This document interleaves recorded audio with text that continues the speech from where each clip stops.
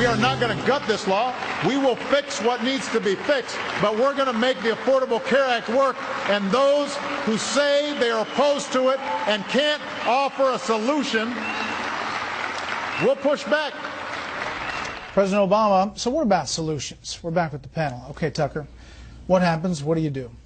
Well, the first thing you do is a philosophical point. You acknowledge that all progress is incremental, that comprehensive solutions to anything never work. Obamacare was never going to work simply because of its size, its scope, its ambition was just grotesque. So you repeal Obamacare and you fix health care piecemeal. A lot of things you can do. You can allow the sale of health care plans across state lines. Thanks to lobbyists, that's now illegal, so the states have a captive audience.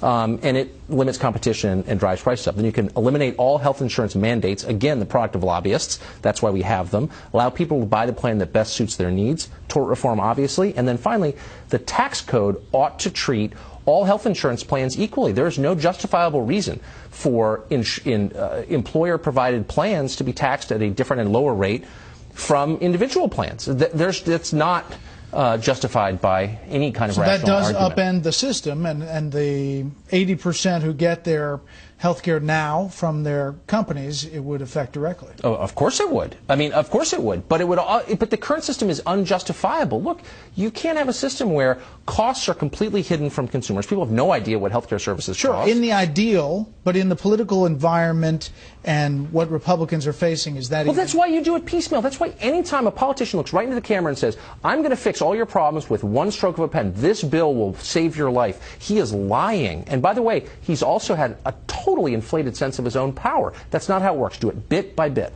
Stop talking. Juan. Stop talking, because, I mean, you are damaging your reputation with your fellow conservatives. Because what you just laid out is the most radical plan I ever heard. You're going to go after... Not yet. You haven't got to the judge. You haven't got to the judge.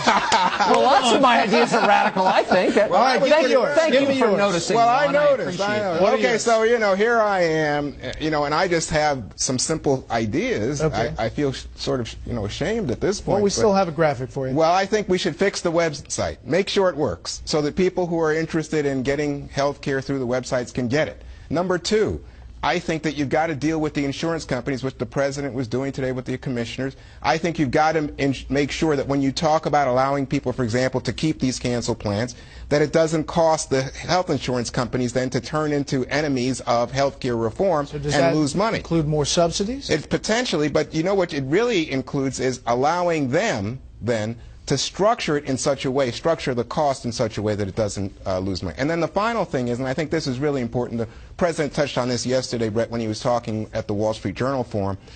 They're going to rebrand and re-roll out Obamacare at some point because he says the political opposition is so large. What he's got to do is rebuild trust. We see this in the polls that indicate there's been a tremendous drop in trust of President Obama and confidence in this health care system. So he's got to do a big job of rebuilding that trust. Okay, lay it on him, Judge. Juan, fasten your seatbelt. Yes, sir. The federal government should stay within the confines of the Constitution.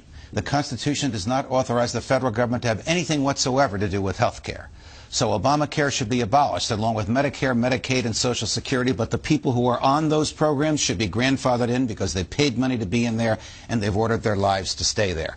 The states should regulate health care because the states retained that power under the Constitution. So if you if you want mandatory health care, go live in Massachusetts. If you want the free market and you want individual savings accounts, financial money savings accounts, go live in Texas. As Uncle Ronnie used to say, you can vote with your feet. When the government attempts to do what only the free market can do, when the government says everybody's got to drive a Mercedes, whether you can afford one or not, whether you want to drive one or not, very few people will have cars and everybody will be walking. My friend, let me just quickly ask, you mean to say that you want to do away with Social Security, Medicare, and Medicaid? Absolutely, because the Constitution doesn't authorize it. It would be far better administered by the states and by private enterprise. Did you hear what Brett Baer said about the politics? You think that you can do away with Social Security and Medicare in this country? I don't think it could be done with a stroke of a pen, and I don't think there's a consensus for it. But in my world, where the government lives within the confines of the Constitution, people are responsible for themselves. Wow. It's not the Beltway world where you live. People don't look to the federal government to take care of them. I think the voters would go crazy. The two of you have abandoned the whole notion of conservatism tonight. You have abandoned the notion that the Constitution means what it says. Okay. We'll have more of this in the online show.